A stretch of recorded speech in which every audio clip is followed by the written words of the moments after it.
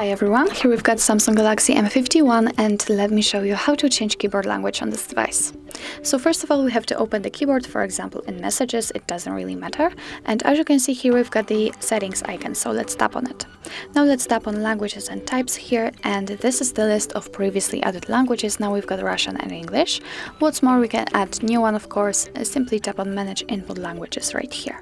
And as you can see here, we've got the list of previously added languages from which we can choose, and under it we've got also available languages which are not installed on our device, but we can freely download them by simply tapping on this icon. But let me pick something from the defaultly installed ones, for example maybe Arabic.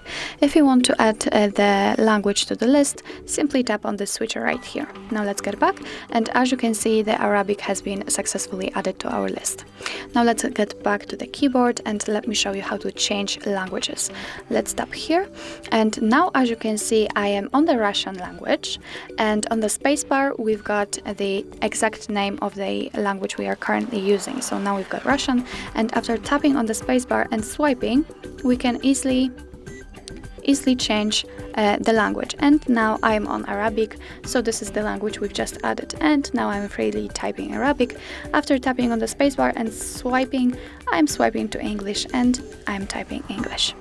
And now let me show you how to remove the language. Simply get back to the settings, tap on languages and types, and click on manage input languages.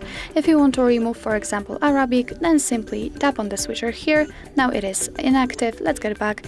It disappeared from our list. Let's get back again, and as you can see, now after swiping I can only use English and Russian.